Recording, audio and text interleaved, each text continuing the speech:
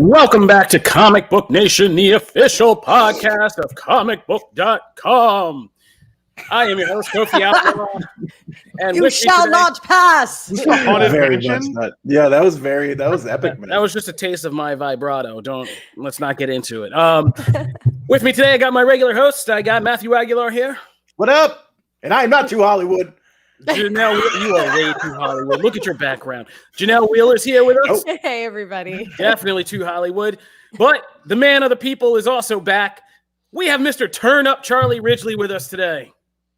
What's going on, everybody? Somewhere there's an applause for that, but we don't have the machine. Oh, that was my mom. Oh, nice. Hi, Mrs. Ridgely.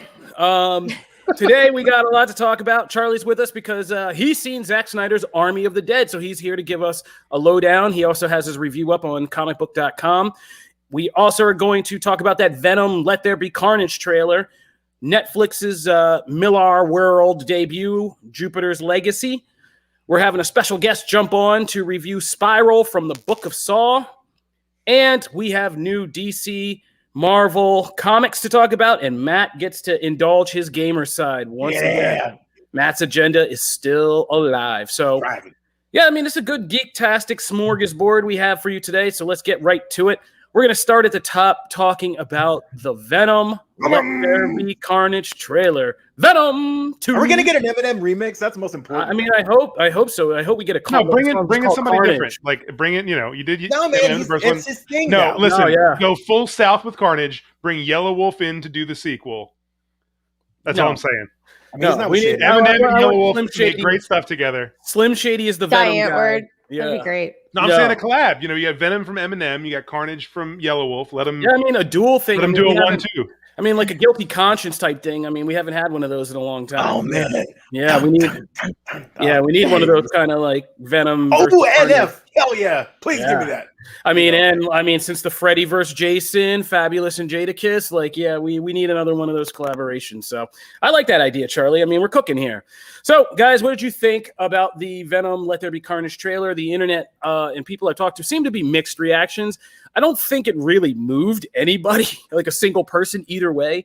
Like, if you were into this franchise and enjoyed the first film for what it was, this feels like it was more of that. And, you're going to get more of what you got the first time. But if you didn't like the first one, including Woody Harrelson's Carnage, I don't think moved very many people. I think it moved people just further in the directions that they already were leaning. Yeah, I mean, so like, America, right? Yeah. Yeah, so. I mean, like I loved Venom because of Tom Hardy's foolishness. Like he went so hard into it, and like he knew the assignment, and it was awesome. And it seems like now the whole movie is that. Yeah, and that's amazing, and so I'm so stoked. Yeah, and let me be clear too, like Woody Harrelson go full Woody Harrelson. Yeah, following up what Charlie's saying, like this is the appeal of this movie franchise for me. Like right now, is the fact that it's not seeing Venom and symbiotes and CGI fights. It's literally Tom Hardy being on screen talking to himself, and then doing voiceovers of the Venom symbiote is the craziest spectacle that I loved about the first movie. I'm turning into Jim. That I liked about the first movie. It was great. I liked about the first movie. Were those scenes of him? I mean, it was like Jim Carrey throwback, right? Like him going in the restaurant and getting in the lobster tank and doing all that stuff was a lot of fun. And that's what they give you in this trailer. Is they do it kind of It style by opening with just a scene of the movie of him just preparing breakfast and Venom singing this song and making him his breakfast. And I love that. A lot of people fell off. I mean, I had people messaging me like, what are you, like, did you hit your head? Like, what's wrong with you? Like, friends of mine being like, how could you get in for this? Oh, yeah. That's the fun of it. I say like, that's hilarious. Oh, yeah. But some people. They could have not one fight in this movie and it would be awesome. But this is what, I mean, it could be literally just scenes of individually Tom Hardy talking to himself and Woody Harrelson talking to himself, and then collective scenes of them talking to themselves together. All and that and each other. Chen, and that's all you need. And Mrs. Chen is a movie to me. You're like, I just love the translation stuff of like that half of it's like incomprehensible. And like that he has to translate constantly. Like rah, rah, rah, rah. He's like, oh yeah, no, we had I love that stuff. That line reading at the end of the trailer when Venom just yells "No" about the chocolate, like the way that line is done, I lost it. It's such a dumb thing. Oh yeah, that was hilarious. So funny. And then it's just good to see And in that moment, it's good because you see them like talking together for the first time because nobody can hear Venom but him. And so, like, yeah, Venom's like, no, and he's like, we had a deal, and that's like you can see their personalities kind of blending. And it's just about so chocolate. funny. You know what I mean? Yeah. It's just about chocolate. Yeah, I agree. I mean, look, I'm very passionate about chocolate myself, so right, chocolate's awesome. I did appreciate the elfness of that opening scene. That was a very like elf dish he had. At the Oh yeah, pancakes and everything. I will say, and I saw it in the comments. That Crow 0731. At least it showed Carnage and didn't just tease it until it leaked. I appreciated that because that is typically how these roll out. Is like they give you a glimpse and then you don't see it. And it's like I did actually like that we got a full Carnage thing, so we can kind of rule that out. We're good. We saw him. It's great. But the Venom, like the Tom Hardy Venom, that stuff, the back and forth was awesome. I mean, I just that was something that the first trailer couldn't really do, obviously, and so from the first movie. So like having the first movie didn't want to be that. Tom Hardy just wanted to be that. Yeah, right. But like, it's great. I dug that. Oh, that's what made it good. Yeah, catch up. What? And I love that Woody Harrelson, like, just I don't know. I want to be delicate about this. Woody Harrelson feels like a crazy person in a good way. Like on screen, he knows how to just be wild and weird and crazy, and now he gets to like follow Tom Hardy on that path from the first movie. It's like I want it to become a game of who's the next actor who's great at just breaking down on screen to join this. Like you watch what Andrew Garfield's done in like Under the Silver Lake and this new movie that he's got mainstream, and he's really buying into this idea of being a crazy actor that really just knows the assignment and goes all in. Like, what does he look like in this going, like just get those actors that know how to get wild, and there's endless possibilities for what Venom can be. I mean, yeah. So we also got one who I'm curious to see is Stephen Graham's character. If you don't know who Stephen Graham is, he's a great character actor who's played like whatchamacallit. I always think Al Capone. Al Capone in Boardwalk Empire. So good. Al Capone. Yeah. And he's played different kind of roles, but he's going to be Toxin in this, right? The police officer who gets a symbiote and Toxin. I'm really curious to see what he does with this kind of thing. And Naomi Harris too. Yeah, Naomi Harris as a Shriek is going to be pretty good too. So as somebody pointed out in the comments, I mean, they could have called this Maximum Carnage because, I mean, this is basically what we're going to get. Is it looks like a big Ravencroft breakout, and and then kind of madness in the streets and Venom. They're saving that for the third one. Yeah, unless it sets up Maximum Carnage. Yeah, they're saving that for the third one. They got to be. Yeah, well, it seems like, I mean, I'm good as somebody who really enjoyed the original Carnage storyline because that's when I really got into comics, and specifically, I think that's the first issue of Amazing Spider-Man I ever purchased. That because my older brother had a collection. Wow.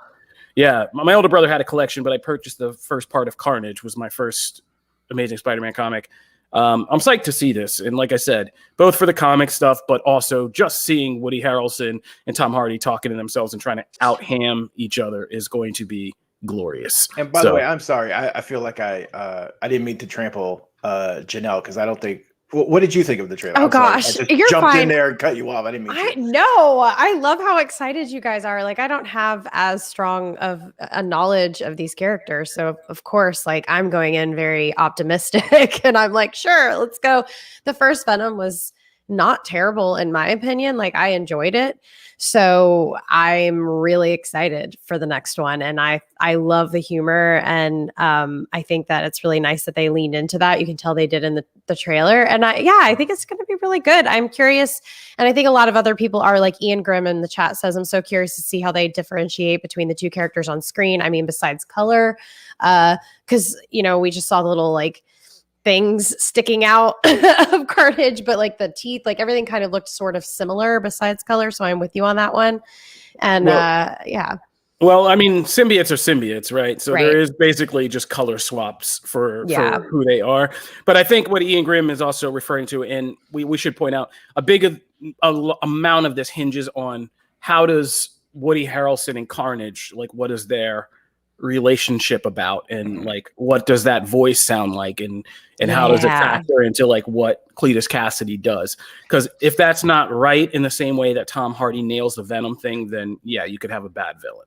But I think, like Charlie said, There's nobody that gets weird quite like Woody Harrelson, from the Larry Flint movies to True Detective to everything in between that Woody Harrelson loves to get weird in. Natural Born Killers, man. Natural Born Killers. Like, yeah, somebody on the said, Monkey Jeebus said they're hoping that the audience sees him as Mickey from Natural Born Killers. And a great throwback. Let's not forget, like, a lot of this hinges too on Andy Serkis.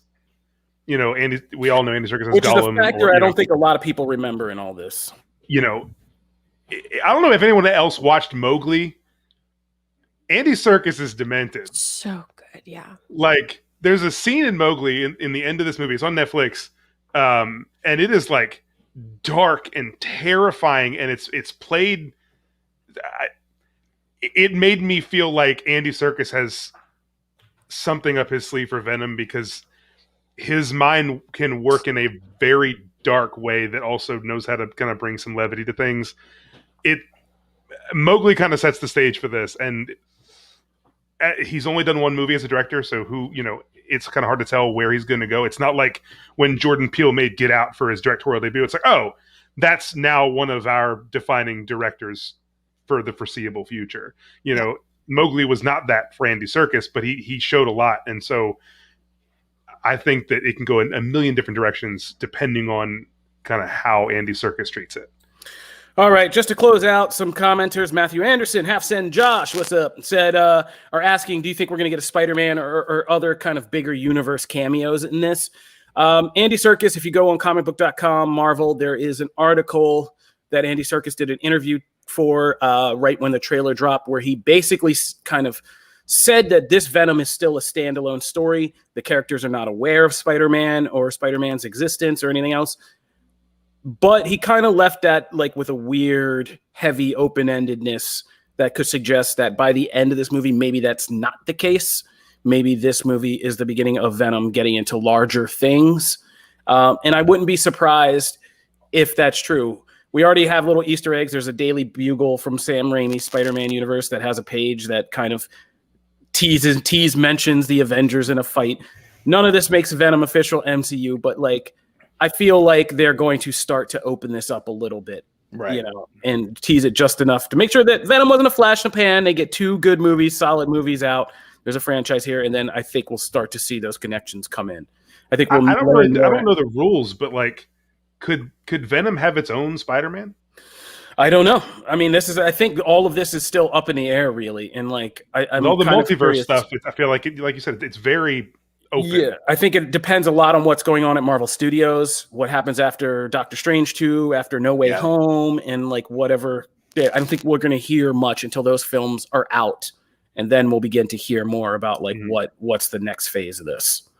So that's my take on all of it. That's just speculation, but I'd put a good amount of chips on that being the case.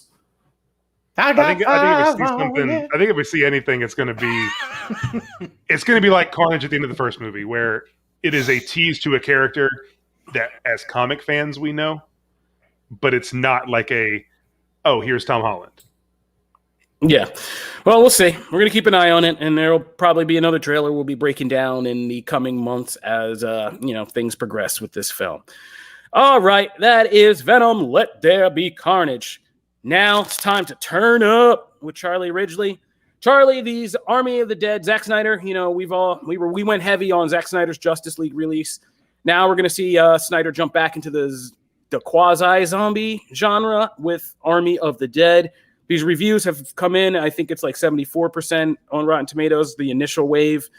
Charlie was our reviewer for Comicbook.com. Charlie, the stage is yours. Give us a quick rundown of non-spoiler review. These will be non-spoilers of Army of the Dead. So I, not to be controversial, kind of wish that Zack Snyder would have spent more time with zombie movies over the years, because I think he's very good at it. Dawn of the Dead to me is still his best movie, and Army of the Dead is a really great follow-up to that.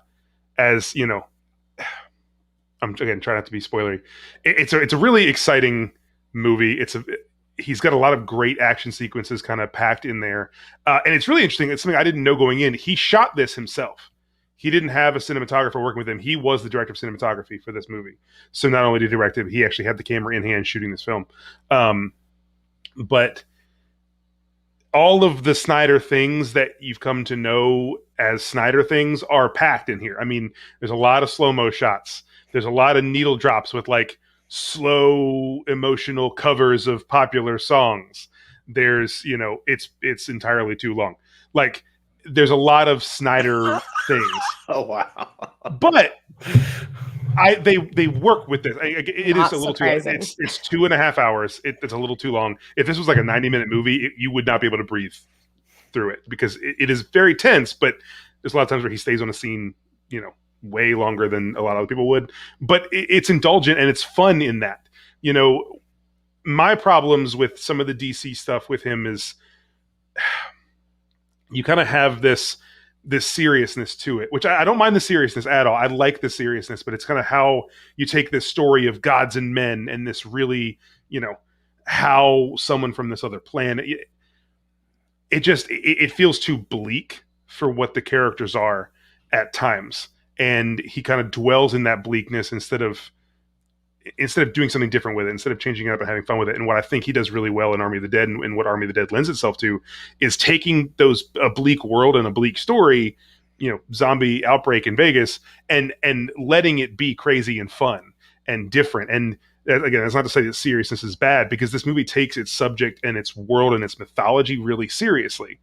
But when it's something like zombies, you can just kind of get wilder with it. Whereas, I don't know if it's because of the nature of Superman or the fact that Superman is an existing character that you have to kind of work around what's already been in place. This is just kind of wide open, and all of Zack Snyder's tendencies that were often criticisms with the DC stuff, I think they're perfect for something like Army of the Dead. It looks gorgeous. It's a big, loud movie, but all of the characters are very interesting, and the time that he spends with them is very, very intentional. It's really cool to watch Batista. I was talking to somebody on Twitter about this. Like, Batista could have easily just kind of followed The Rock's lead and taken roles where he gets to be the big guy and just gets to, beat up on dudes and say quips and be the wrestler turned movie star. And that's not to say that The Rock shouldn't have done that. The Rock's perfect in what he does. But Batista really wants to be his own actor and to grow as a performer. And he really showcases that in Army of the Dead. He really has a chance to bring some depth to things and add some layers to his arsenal. And he's really fun to watch. Omari Hardwick, who I don't know, I know not everyone watching this watches Power. Omari Hardwick is an incredible actor, and he is the most fun character in this to me. I loved Omari Hardwick's character. I love Tig Notaro's character. There's some weird things with Tig Notaro where, like, you could tell they had filmed most of Chris D'Elia's stuff when they brought Tig Notaro in, and it's kind of evident at times, but it works. She's impeccably funny. The whole cast works well together. You got to say that's pretty impressive. It's very impressive. In that much, absolutely, and it still works. It's very impressive. Yeah. Like, there's a scene, and they released it online, so this isn't much spoiler. It's a scene from earlier in the movie where they recruit Tig Notaro's character, and you see Dave Bautista and I can't remember the name of his character, Scott Ward. I can't remember the name. Cruz is the other character. They walk up to a fence at like this helicopter base to recruit Tig Notaro, and she's on the other side of the fence with the helicopters. And it was very clearly two different things that were shot in two different places, but it was set up so well. Like, it was obvious, but in a way that didn't bother you, because they really put the care into making it work. By the time you get to the third act, I think kind of drags a little bit as it gets into the final action of it. But it's really exciting throughout. And the zombie mythology that's built in here is really interesting, because it's not just a simple zombie movie. And it's not like even World War Z where they're just fast and crazy. You have some alpha zombies they have control, they communicate, they have rules. They have a society kind of inside Vegas, and they control these other zombies. And I don't want to get anything else because there's so many more things that kind of like you get glimpses of through the movie, and there's some things that aren't answered or addressed at all. That's why they kind of announced these prequel things in the anime series, because there is just so much to unpack. And I applaud Snyder for not wanting to dive into every single detail in this movie, because I think that can be his tendency sometimes. And he did a great job of kind of restraining that and saying, okay, like, let's leave this for something else. We can put hints here, and it's not one of those things where like this important question's unanswered and I can't really appreciate this movie. It's just little details that you don't need to know to enjoy it. It's probably my favorite Snyder movie since Dawn of the Dead. I really, really like what he does with the undead and with zombies, and I think just the nature of zombies being serious and deadly, but also like being kind of a ridiculous concept when you think about it, is a great thing for Zack Snyder. It's a great thing to bring his tendencies and his vision to life because it has the best of both worlds. So, I mean, I highly encourage watching Army of the Dead. It comes out in theaters a week before Netflix. So, like, if there's a theater around you that's playing it and it's safe or you're vaccinated or whatever, like, this is going to be a fun movie to watch on a really big screen. I mean, I watched it on my TV in my living room, and that didn't feel big enough. So, if you have a chance to see it in the theater, I would suggest that just because it is so big and so fun. The zombie tiger's cool. It's hard to really dive into without talking about the spoilers, but I have a whole review. What the hell are you talking about? You've dived all over this thing. I feel like I'm saying the same kind of stuff over and over again. You feel like you're just giving a preamble I feel here? like I'm going in circles. No, it's good. You know? It's good. For anyone who hasn't read the review, like, you know, we actually have a question. Is it better than the Snyder Cut? Asks Alex Cosman. Oh boy, don't get. I mean, Kofi I don't think turned it's. No, we're going to liked break the in a minute. Snyder Cut. I liked it.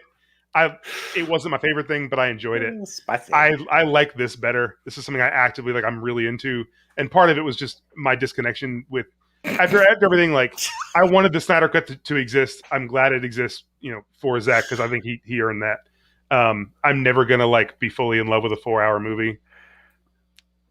That comment is amazing, by the way. I think Army of the Dead is. So there you have it. We're gonna cut it off here. JD Smith, digital artist, has a great.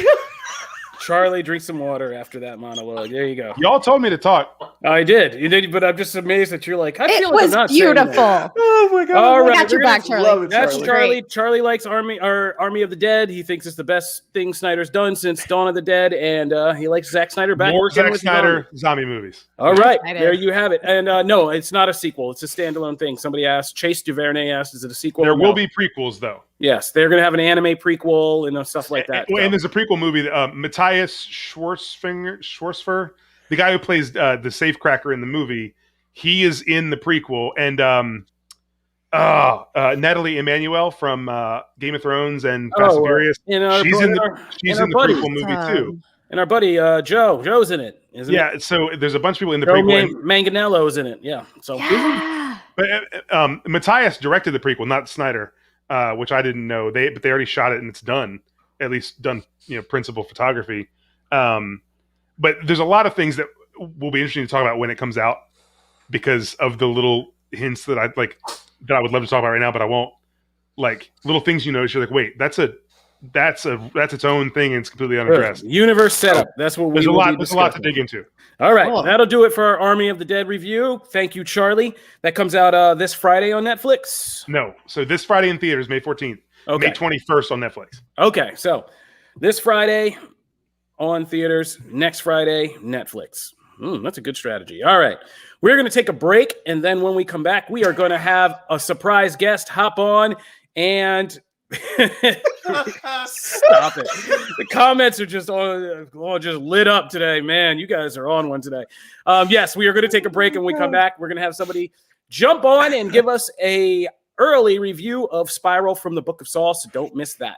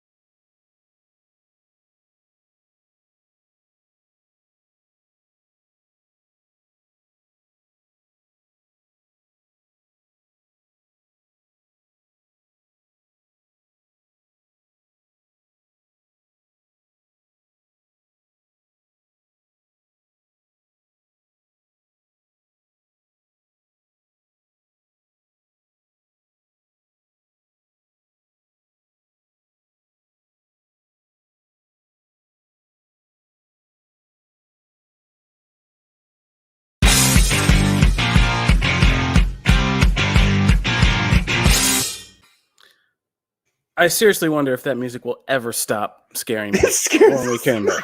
Yeah. Every time we come back, I'm like, I take a quick break, I look down, and then music just freaks me out. Push my headphones on because I'm not connected at all. Oh man, yeah. Rich knows how to get our attention. Rich, thank you. Well, back to our show. Let's bring on a special guest for our Spiral review from the comic book editorial staff and our horror expert, Mr. Patrick the Wolfman Kavanaugh is with us. Patrick! Hey, everybody. Hi, thanks for having me. I'm not that special, but thank you for the introduction. It's a nice surprise. I didn't read the show notes because I didn't want to spoil myself, so I didn't know you were coming. Anybody on this? Charlie didn't read something? It was purposeful. I wanted to be surprised. Boy, the shots just keep coming from Charlie. I wanted to be surprised. I'm a writer, not a reader, Pat. Yeah, I mean, anybody on this staff who has survived this long is special. So Patrick's, been here with us for a minute. It's been a long break since we've had you back on the show, man. So it's good to have you back. And you're here to give us a quick spoiler-free early review of Spiral from the Book of Saw. First, let's get some background. Patrick, how well-versed are you in this? Did you stay through all the Saw madness, all the way through all the 7 films and then the reboot? Yeah. I think I checked on our own site to find that I ranked every Saw ahead of Jigsaw. So that was 2017. So when I watched them all then, I realized I never need to watch all of them ever again. I'm familiar with them, but they're not necessarily something you need to go back to year after year to be like, oh, was the car trap with the guy from Lincoln Park getting his skin ripped off in 4, or was it actually 6, or was it 3? It doesn't matter. That's the most accurate kind of description of the Saw franchise I've heard, of the late Saw franchise. Because, I just go back and read the wikis. I think I tapped out after 4. And that last half about the disciple and all that stuff, I tapped out. I came back for Jigsaw, which was interesting until it wasn't, because it was just like a weird prequel tease. But I am curious about this. So is Spiral from the Book of Saw the thing needed to kind of give this franchise a shot in the arm, or is it going to be another flash in the pan like Jigsaw? Well, there's a lot of interesting things going on, because this is from the Book of Saw, but it's also from the mind of Chris Rock. Like, he met with the head of Lionsgate at a wedding. I was like, I really think the Saw movies are great, but they could use some jokes. Like, why don't they have any jokes in them? And so from that, it ended up being that Chris Rock spearheaded this whole movie. He didn't write it, but he was the executive producer, starred in it. So I think everybody was really confused and concerned, but excited about is he just going to do a parody of Saw? Is he going to make fun of the franchise? What is it going to be? And it ended up being, it's 48 Hours. It's like Lethal Weapon. It's like a buddy cop detective comedy. Not too much comedy, but it's a buddy cop murder mystery. And so, of course, Chris Rock is there, and he is hilarious. But he clearly has he has a lot of respect for the franchise. And that is very clear that's the motivating factor of this movie. Okay, so what would you say is there anything notably novel, or besides the humor, or different about the actual Saw-ness of it all? Or is it pretty much the same package, what you're going to get? Kind of like McDonald's. It is very much like McDonald's, except it's not so much a Happy Meal, and you're probably not going to enjoy the prize you get. But no, I would say the first hour. Definitely Thank you for carrying that analogy much further. Man, than it deserved to be carried. Well yeah, Impressive. It very much feels more like something along the lines of 7. Like, the first hour is just this murder mystery, and you have these gruesome traps. As any Saw fan will tell you, everyone is going to be unsettled and grossed out by a very specific and different trap. So even if you don't like Saw 3, there might be something in there that just really gets under your skin. So it's going to be the same thing with this. One big difference with the traps in this is it doesn't feel like there was someone with an engineering degree who was responsible for creating them. Like they're definitely a little bit more rudimentary, a little bit more grounded, a little bit more believable that a sadistic killer could whip this up in a few hours, as opposed to spending years and working with NASA to actually pull off. But for as enjoyable as that first hour is, I would say one of the traps, if you will, that the movie falls into is like Saw has taught you to never believe anything you're seeing, because you never know who the killer is going to be, who's really dead, who's really alive, what timeline you're in. So there's all of these shocking twists that you're expecting. So then when you get to the back half and there are shocking twists, you're not as surprised by them. It doesn't feel as fulfilling to watch that magic trick pulled off, because you've seen it coming, just knowing that it is Spiral from the Book of Saw. Saw has been Shyamalan, if you will. Yeah. Saw's been Shyamalan for a while. Yeah, it's and that's the thing is, it's probably from like the second movie, like what James Wan and Leigh Whannell did with the very first movie. It still holds up. Like it's still super inventive. It was an indie movie. It came out of nowhere, and then both James Wan and Leigh Whannell, like Invisible Man, Aquaman, Furious 7, like The Conjuring, Insidious, like they have defined the horror genre for the past 2 decades, basically. So it's cool to see that original movie and see the nuggets of that ambition. And this movie was directed by Darren Lynn Bousman, who directed Saw 2, 3, and 4. And he does what he can. He takes it out of the darkness. He takes it out of the warehouse, out of the industrial basement. Like there's daytime scenes. There's people driving cars and having conversations. Like it's not this like a miserable experience full of just killing time to get to brutal eviscerations or anything. So it is mostly enjoyable, and I think longtime fans will appreciate the way they bring a fresh perspective while honoring the past, whereas people like me who aren't devout Saw fans will probably just enjoy the first half of the movie. I was muted. All right. Well, all right. That's pretty interesting synopsis. Sounds like kind of a mixed bag. Would you rate this? My final question is, would you rate this over or under Jigsaw? For me, what it comes down to is there's Saw, there's Spiral, and then everything down here is just a roll of the dice. It's nice. All the same. It's all interchangeable. I don't care. It's like ranking, letters of the alphabet. It's like Nicolas Cage would say, high praise. That's high praise. Exactly. Just in the words of Nicolas Cage. Yes. But I mean, it's I would say Spiral obviously is a big ticket movie for horror fans that's coming out. I do, however, want to plug next week, if you're looking for something a little off the radar, a little more obscure, that you should check out Seance, which is coming out on VOD next week, and that's from the writer of You're Next and The Guest, and it's a really fun like murder mystery haunted house at a boarding school that I think people should definitely check out if you're deciding between Spiral or something on TV. Do that. Seance. All right. Well, Patrick, thanks a lot for breaking that down and giving us some good context and perspective on Spiral, the Book of Saw, and how it fits with the Saw franchise and that whole experience. We appreciate that, man. Thanks for having me. Thanks. All right. So, moving right along, that was Patrick. He had no interest in talking about the rest of the stuff we're going to discuss today. He was just gone. He was gone. Yeah. He just came in. He popped in for that cameo. We have twists and cameos in this show now.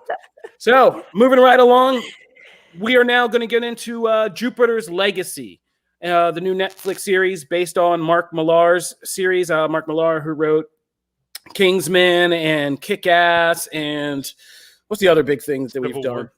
What's up? He wrote Civil War. Yeah. Civil, the original Marvel Civil War. Yeah. So yeah, Jupiter's Legacy. And I think this one is interesting, and we're going to talk spoilers about this. I've seen the first 4 episodes. Matt's seen 5. Janelle's seen maybe 4 or 5, I think.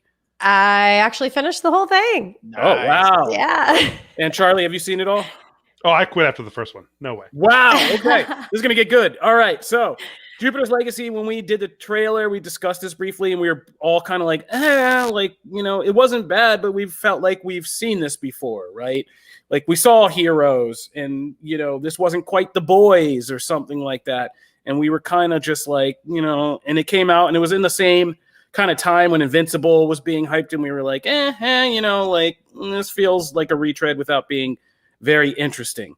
I'll start by saying, since I had those low expectations, and like I said, we're going to talk spoilers for Jupiter's Legacy. Since we had those low expectations going in, I was actually a little pleasantly surprised by this series. I don't think it's like the greatest thing ever, but I was pleasantly surprised by the level of intrigue it was created. I did not read the comic series. I am not like the biggest Mark Millar fan, so I kind of jumped off his work about the same time I jumped off of Frank Miller's work years ago.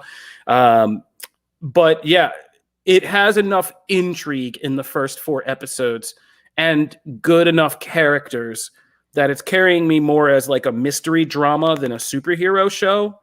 But it's enough to keep me going because I like the way the story's told. And then there's these flashbacks about, if you haven't checked it out, it's basically about Superman, this guy named the Utopian, and now he has a family. He has a super wife. He has 2 super kids, and he's this kind of ideal superhero with a code and all this stuff. But the world is changing. Villains are getting crazier. His kids are struggling to find their place in his shadow. And that's kind of the modern story. And then there's this flashback story to the events of how the Utopian and his family kind of got their powers and the mystery of that. And that's what's kind of propelling season 1. And this show does a good job. Netflix has a whole venture with Mark Millar. They're building this whole Millar world. And I feel like the show also does a good job, almost like HBO's Watchmen, not as insightful or serious, but does a good job in the world building is interesting. There's a bunch of side characters, a whole kind of celebrity superhero generation that are like the bratty kids of Hollywood, these other kind of villains and stuff that feel like they're all going towards a larger purpose in some really great kind of side characters, from just common street crooks to, different people in the flashbacks. And there's a whole world here, it feels like, and it has been able to successfully pull me in. How about you guys? Janelle, let's start with you because you finished the whole dang thing. Yeah, finished the whole dang thing. Yeah. Won't spoil it for me and Matt, but okay. I won't spoil. I will just give my opinion. I thought it was going to be way more wholesome. I really thought it was going to be kind of like a little like lighter on topics, and I'm trying not to spoil. Actually, Charlie, this is really hard to not spoil. But I was actually pleasantly surprised. It was a little heavier than I expected. We have a spoiler warning on the thing. You can. I know. As Jim, I guess you don't want to ruin it for them. Okay. Just don't spoil the ending for me and Matt because we're watching. I think that for me, it is extremely interesting in the flashbacks. I'm very dedicated to the backstory of how they got their powers. That is what kept me coming back. I didn't really care about the now. And I didn't really care about the family dynamic and the sister. She's off doing whatever she's doing. I just didn't really care. But the flashback and how they got through like the Great Depression and, the visions that he was having in that lead role. And it was done really well, I think. And I will say the first episode did not suck me in and I think it's because I didn't have enough of those flashbacks.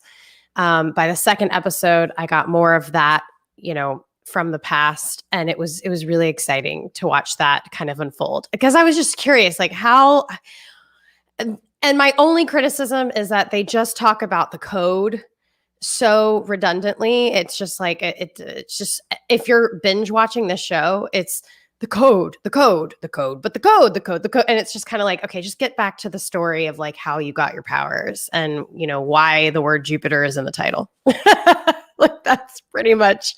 And I enjoyed it. I really did. I'm probably gonna rewatch it again with more of a critical eye because my fiance didn't get to watch it and I binged it and he really wants to check it out. So I will definitely go in. Oh, I feel sorry for you, Janelle. I really liked it, but I also really like a couple of those actors a lot.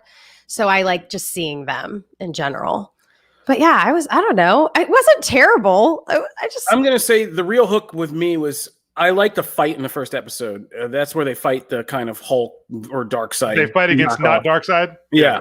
I liked that, actually. That kind of turned me on to, okay, this show actually will have action chops in it and violence. Like, whoa, like, this will get heavy with the violence.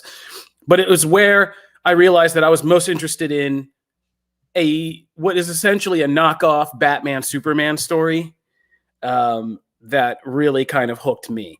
Is because the utopian Superman, and there is a character who they reference in the first thing lightly, but as the flashbacks go on, if you are a comic book fan, you begin to realize like, oh, okay, like this dude's Bruce Wayne and like, in this universe and is going to become Batman. The guy in the first episode that he ran into outside of the bank before the stock market fell apart. Yeah. Okay. Yeah. And that I know that face. He's got a bigger role George, coming. Right? You're talking about George. Yeah. And I was like, okay, now this is interesting. And just seeing that whole kind of Batman Superman dynamic and knowing that where it's going to lead because they tease it is also what's kind of keeping me hooked through these episodes. Secondly, I don't know his name, but my boy with the teleporting wand is like, oh yeah, he's great. Every time he's on screen, like I'm like, yeah, I think his name is Hutch. Yeah, he was great. Yeah. George's kid. I loved that actor too. And that was the reveal we just got like at the end of episode 3 or 4 is like, oh, he really is tied into all of this.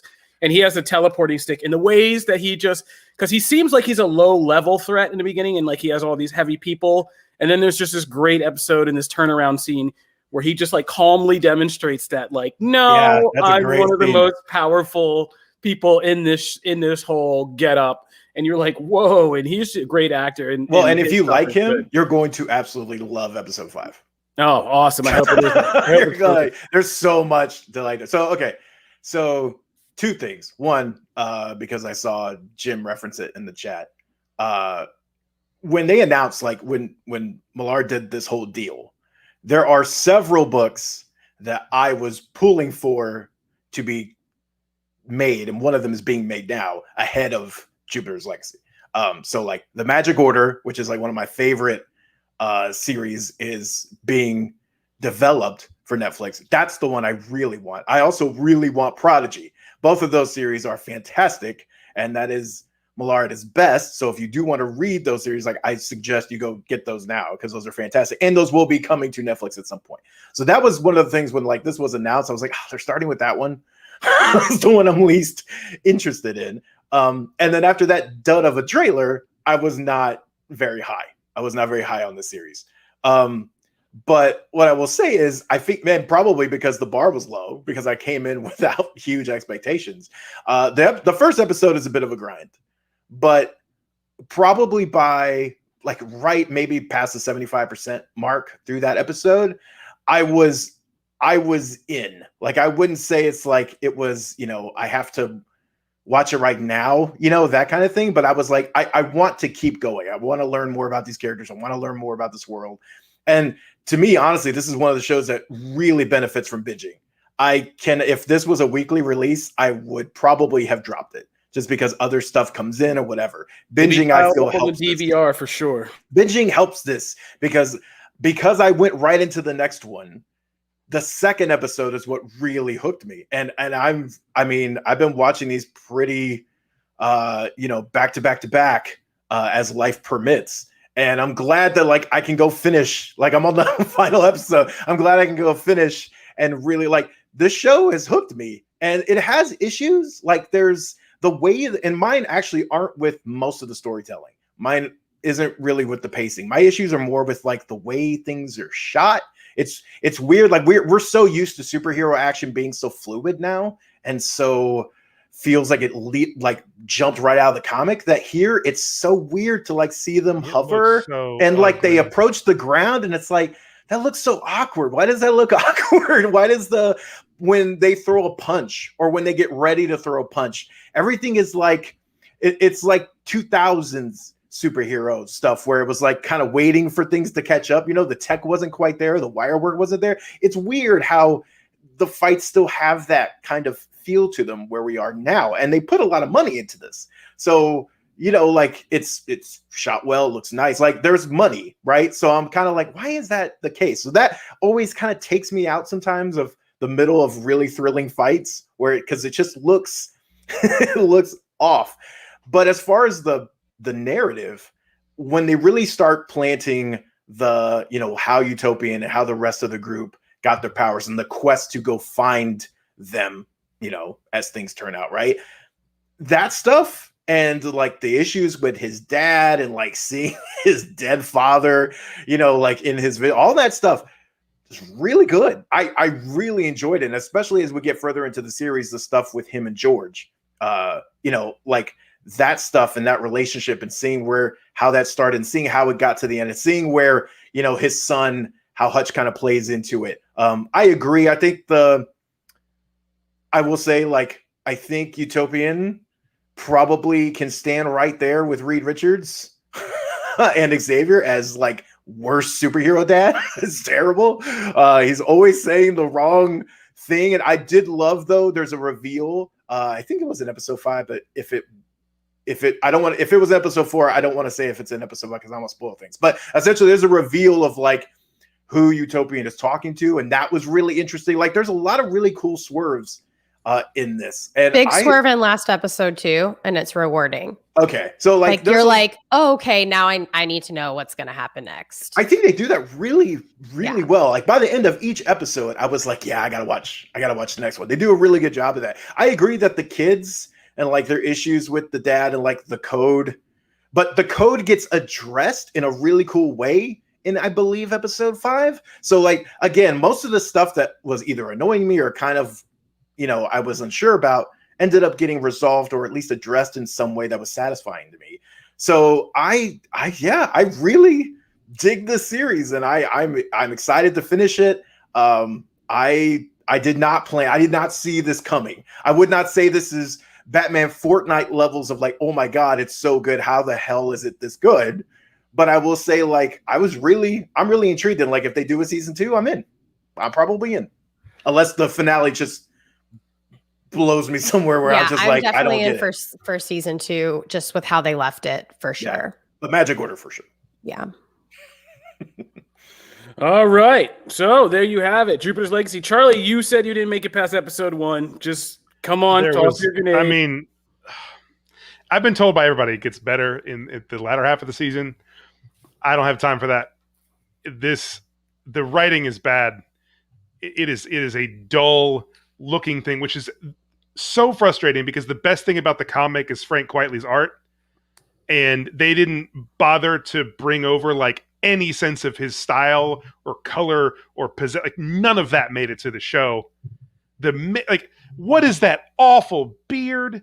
It's so fake and terrible. Even in the flashbacks, like there's like mid flashbacks, we just kind of have some gray hair. Like it all looks bad.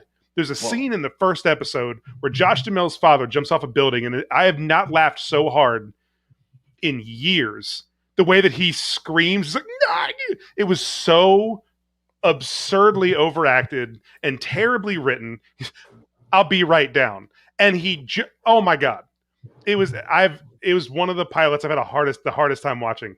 Like everything in it was just another reason for me to not keep watching it. I will say I don't agree that bad. It was bad. Is the best part of that, though. I will say Mark Miller is Frank Quitely is the best part of anything. I don't love. But that's the thing is I don't like. And even in New X-Men, like I didn't how love Mark Miller tells a story. He's one of the best idea people in comics, but execution wise, he always has these grand ideas and never exactly knows how. Oh, that's so untrue. I disagree. Yeah. I think that Matthew Vaughn has done us all a giant disservice by making Mark Millar look good. Wow, Those Kick-Ass and Kingsman were great movies, and because of that, Mark Millar got a big Netflix deal that I don't think is going to turn out quite well over the years because Matthew Vaughn is not making the stuff. That is reductionist. Yeah, no. I fantastic. This is what people come to this podcast First for. arcs of Kick-Ass are great. I love the original Civil War. I will also say, like, there's. I think the original Civil War is pretty good. I think Civil War is pretty good. I'll be with you there. Look, And the Kick-Ass comic isn't bad. We just want Nemesis. Nemesis is great too. It's just tied up. That's what we're here for. That's what we're here for. Limbo. But yeah, Nemesis is fantastic. Like, I'm sorry, like his work, his comic work, it cannot be reduced to just like, oh, it's just great ideas. Like he does have duds. Please don't like get me wrong, but like that's too far to me. No, Mark Millar has, like Kofi said, he has had a very Frank Miller-esque career where it's like, oh, you had a good thing, and then you just got with the ideas and you got too far in them, and now you don't know what to do with them, and it just isn't coming across the way you think it is, and it all kind of feels lackluster for the last 15 years, and it just, it doesn't work for me. Most of what he has written, I mean, Reborn started off so good. Were the first like 3 or 4 issues of Reborn that he made with I love Reborn. What was the artist? So it's Capullo. Capullo, yeah. It was, fantastic. And the first 3, and then the end is trash. It has one of the worst endings. Okay, well, we could be on this all day, so we are not. We could have it started great. It started great. It is not trash. Also, yes, Jim, I don't like his artwork. I never have. And we disagree on JR too. And I don't like his artwork either. Yeah, no, I don't think I've ever heard somebody say, I got to go back to that Frank Quietly book and just take in the visuals again. Like, no, I mean, it makes me. Apparently, I can't be taken seriously because I have toys on my shelf. Yeah, that was a hilarious comment, by the way, about the toy on your shelf. I love Jim. Jim's all caps reactions are amazing, by the way. Oh, good lord! All right, well, we're gonna not settle this here, but Jupiter's Legacy. I think the consensus is if you can make it to episode 2, and you can get in, it starts to kind of pick up a little bit, but still, I mean, I think our original statement still holds true. This may be too middling to really kind of get the purchase it needs, right? Like it just feels like it's going to be here. Some people will enjoy it, and then it'll be gone and without much hype. Whereas it's going to get lost behind Invincible, The Boys, these other superhero series that are out here for us. So I'm going to finish it because, like I said, I've been enjoying what I see. But yeah, I'm going to be interested to see how this Millar thing unfolds. All right, now that we've already started throwing grenades about comics, Matt, we might as well get into this week's books.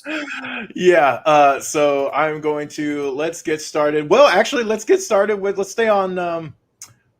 Let's go with DC. I'm gonna change these out because I know Janelle is a big Future State fan. So we are going to be talking about Future State Gotham, which of course is a series that spins out of actually surprisingly I was kind of expecting more short stories. It's actually just mostly one longer story about the Red Hood. So if you were keeping tabs on Red Hood during Future State and what he was doing and how he's kind of working with the magistrate by hunting other vigilantes, that's where we pick up from here.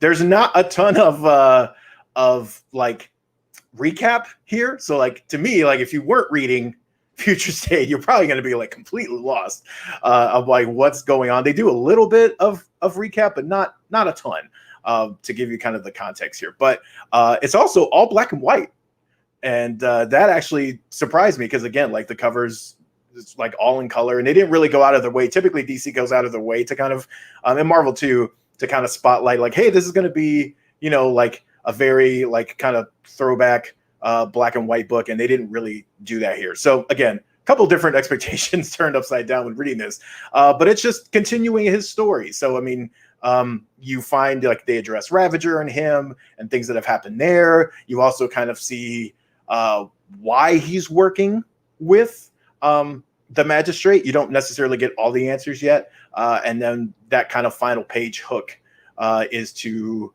I guess, kind of bring some of those to light next month. So that's kind of the recap of the issue. I mean, it wasn't what I was expecting. I'm not going to lie. So kind of going into it, I was excited because I really like what they did with Gotham and Batman, the Batman world in general in Future State.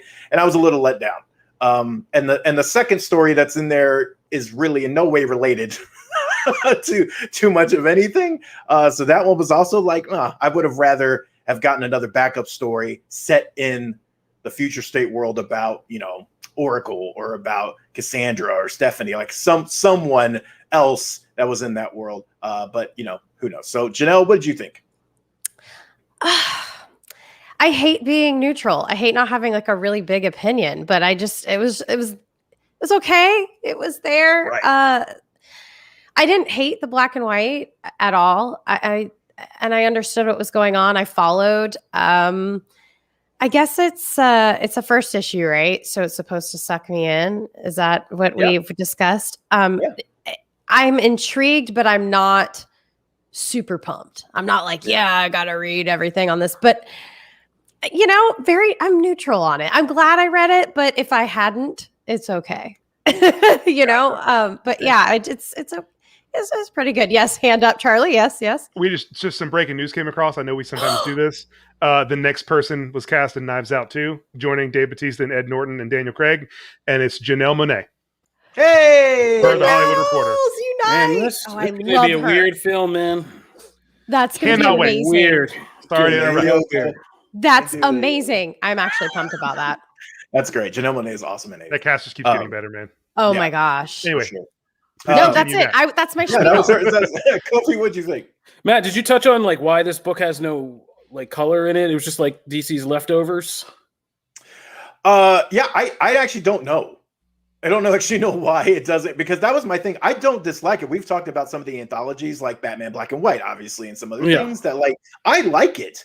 But typically, again, like I know ahead of time. Like I know going into the issue what I'm getting. So here was just kind of a surprise. Maybe I missed the announcement, or maybe I missed the thing of like, hey, why this is that way. I don't know. Did you pick up on something of why, or was that just? I just felt like this was like Future State leftovers. They were just like, we did some work on it, get it out there. Yeah, we moved past this whole thing, but get it out there. Let's see what we get. No, I mean, I've been interested. I think of Future State, that whole thing. The Batman world was the most interesting part of it, and it's still relevant because the main Batman books are starting to build that up, and we're actually heading towards that Future State event that we read about the Magistrate and the Peacekeepers and all that stuff. And so this stuff is still relevant, and I could see why they would put it out just to give you an expanded preview of like where Red Hood is going and what's going to happen in these once the Magistrate really becomes a thing. So I read it and I like Jason Todd's character. I still don't think this is anything new for him. This whole like undercover thing is like, okay, this is obvious. He's still just Jason Todd. And he's still going to be somewhat semi-conflicted with the Batman family and still kind of doing his own thing. So there's nothing really new here. I really would like to find something new for this character. For the brief moment, I thought like, oh man, he really is a peacekeeper. Like that was interesting. Like if Jason was really hunting the Batman family, like that would be interesting to me. So this I don't think DC, I think Red Hood is the Boba Fett of the DC universe. Like he looks real cool. He's iconic. His story is kind of iconic, but what to do with him actually in the storytelling is still difficult and escapes DC in large part. I mean, we saw what happened in the Three Jokers thing when they tried to include him and it just got weird with Batgirl, right? Right. Like, yeah. And that was like the most relevant Red Hood story in the past few years because of his past with Joker and all that stuff. But I feel like they don't know quite what to do with him. But I would love to see a story where that stops being like an undercover thing and he actually, whether it's, through coercion and brainwashing or just for some legitimate organic character development reason, is really the guy hunting the Batman family, because that adds an element of danger and he'd be really formidable in that way. So agreed. No, agreed for sure, and I feel the same way on that character. It feels like they don't want to go one extreme or the other because they don't want to go too far one way because they want to make him redeemable, right? They want to make him that they don't want to alienate people from him either way, but you kind of have to, like they learned with Hal Jordan, to get any movement, they have to alienate some people to push the character into interesting directions. So next we're going to talk Marvel book I was very excited for. X-Corp is the number one, is the brand new addition to the X-Men, the growing X-Men universe. You can check out my full long-winded review on Comicbook.com, so I won't take up too much time here. But essentially, this puts Warren Worthington III, Angel, and Monet St. Croix, M, or Penance now, as she is called. And they are essentially, for those who kind of remember the X Corporation from back in the day, this is kind of taking that same concept, but very much it makes a lot of sense with the way this kind of post-Krakoa society is with the X-Men. It fits, right? They're not just branching into pharmaceuticals, but they're also branching into trade with like the Hellfire Club. And here it's kind of like, well, here's all these other business ventures that we can kind of influence and push into, and also further the goals that we have.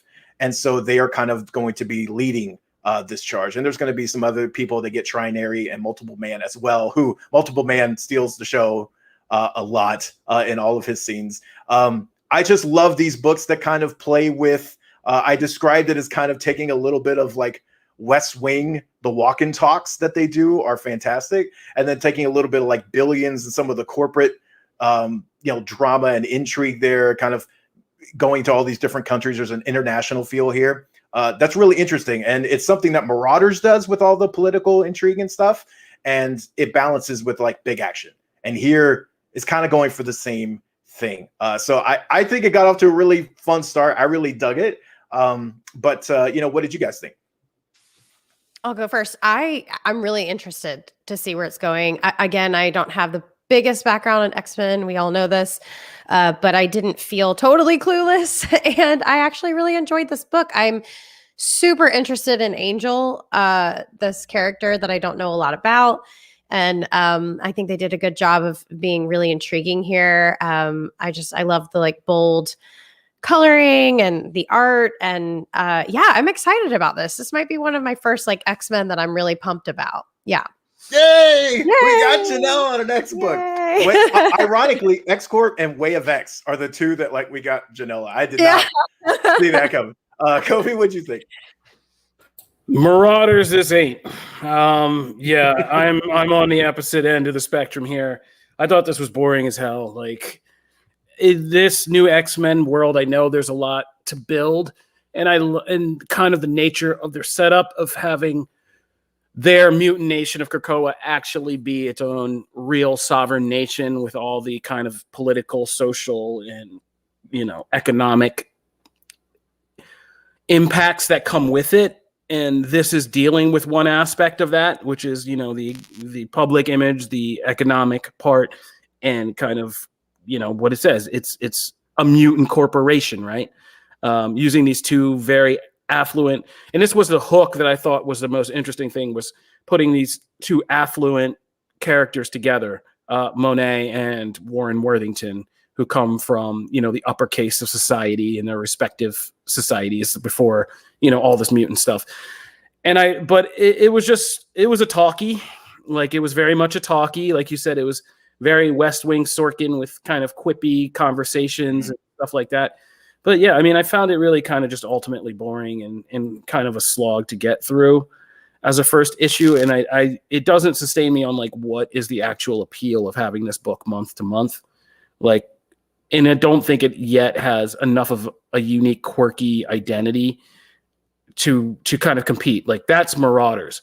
Like Marauders made a whole issue of just saying goodbye to Storm into this quirky, awesome conversation and flashback and Storm anthology story built around how many knives does she have hidden on her person. Like Marauders does this stuff that's like, wow, I've never seen an X-Men comic do this. And it fleshes out the actual world and minute details of this new Krakoa House of X era, but it does it in a much more interesting way. this doesn't feel like it's as interesting. Like for a mutant corporation, seems kind of cut and dry and kind of boring so far. And Monet has always been kind of a weird fall flat character for me. Oh, okay, that and, also makes sense then. Yeah, and I'm not digging the werewolf thing. Like this is Wolfsbane territory with her and Penance, and like it's not as good as Hulk. It's not as good as Wolfsbane, and it's like that's not Monet I want to see. I want to see Monet step up and be more like Emma Frost, and like more like I'm a badass, like uppercase, wealthy, elite, and a mutant and like a beauty queen, but I'm also a monster, like, and embrace all that and see her kind of move and shake things in the corporate world. Like X Corp coming in and just, muscling in corporate world and be like, nah, we're doing things differently. Like that would be interesting to me and kind of taking on. And I don't feel like the book doesn't quite have the teeth in that way that it could have yet. No, I get that. I like the Monet stuff that she, was dealing with. Because like in previous stories with her, right, we kind of saw that slow change over to like having some of those abilities and kind of moving over to where she couldn't control certain things, or they were kind of bringing other elements to her character other than just, which I adore Emma Frost. She's one of my favorite characters, but I also don't want Monet to be like diet Emma Frost, right? I want her to like have some other. I thought this was interesting. I want to see what they do with it going forward. It is a talkie. Like there's not nearly as much action in this as there would be in like a Marauders book, but I also think we can get there. And I think at some point we can kind of have those moments of just like this issue was literally a Seinfeld episode about nothing, right? It was about one like person. A lead up for sure, right? But it helped me understand what was happening for sure. Agreed. So that's the side of the X-Men world. There were a couple other books, and you can check out all of our reviews on Comicbook.com. But that's comics. All right, that's the end of our main show. Before we get out of here, I just want to do some quick mentions. I'm going to talk. Me and Charlie have been talking in our own side chat for the past couple of weeks about Mayans, the Sons of Anarchy spinoff. Just completed season 3, and I've said it to Charlie before. I think he's finally started to come around to me. I enjoy Mayans more than Sons of Anarchy, and I love Sons of Anarchy. I was a big fan of that, but I think Mayans. I think Kurt Sutter has begun to grow more as a storyteller, and in kind of developing this as like a weird sequel series to Sons, has a lot more to say and does a lot more thematically with this series and the characters and the complexity of the men in this gang than Sons was. And this season has been great. And I was kind of wondering how they would deal with like the pandemic and, the social political reality of things. And they did a great job of not letting that stuff and being heavy-handed about it, but using that backdrop to kind of organically push these characters into a more desperate situation and world. It all feels very real and very grounded in at least the, how they like the stuff, like it's a border town. So everything dealing with the border and with immigration and, how that has been handled over the past few years. Like it all is very real in this world, and not in a way like Kofi said, doesn't feel heavy-handed. It is just, it's very real for these characters because it's the life they've always lived in, dealing with things they've always dealt with, but now with a much more heightened, sense of panic and danger, with it being so prevalent. So yeah, I mean, and Mayans, I'm in the middle of going through the last episode now. Charlie's seen it, but yeah, the penultimate episode was that was some pretty tense TV. Yeah, one of the harder of both shows, one of the harder episodes to watch. I mean, I've been behind of other things to watch, and I watched most of season 3 yesterday. I think I watched like 7 hours of Mayans last night, and I do not recommend that. This show is very painful. It is I recommend the show very, very much, but like this season especially is sorrow and dealing with the consequences of your actions and the choices of people that came before you. And it's just, there's times when it just feels helpless, and that's frustrating, but also like that's a reality for a lot of people, and it really kind of drives that home. And I think that this show, pound for pound through 3 seasons, is much better than Sons was through 3 seasons. This it did have the added, benefit of coming after Sons, but it also, like Kobe said, it really is dealing with the complexity of these characters in ways that Sons had so much focus on one or two characters, and then a little bit with all these other guys, whereas this really dives into each of the characters and gives them like their own time. I mean, there's a character named Taz, or Taza, who had almost nothing going on the first two seasons, and now he's like a main character. Coco is dealing with, it deals with addiction. It deals with, with PTSD really heavily with Easy. Danu the Pug. It's on Hulu. Every episode of the whole series is on Hulu to watch. You're asking where to stream it there in the comments. It is a heavy show, but it is really good. I really think that Kurt Sutter left ahead of season 3, and I think that you can see the differences. I think what he was doing with the show was excellent, but you can see the differences in Elgin James, the showrunner, really taking it as his own and making it like more about those guys. It just It's rough. Quick mentions. Here we go. So, Mayans, watch Mayans. There we go. On the other side, I just want to plug, we're getting a new Dragon Ball Super movie finally. Dragon Ball Super is moving. We're getting a new movie in 2022. It's going to be original. They're going to do more reinvention. Will we ever get a series again? I don't know. We'll see. But, yeah, so that was it for my quick mentions. Matt, you had a couple things you wanted to mention? Yeah, so not too Hollywood. Aha! See? I follow people. I did it. So quick mentions, real quick. You did it in front of a camera, Hollywood. Assassin's Creed Valhalla has its first expansion, Wrath of the Druids. You will see my full impressions and review of the new content later today.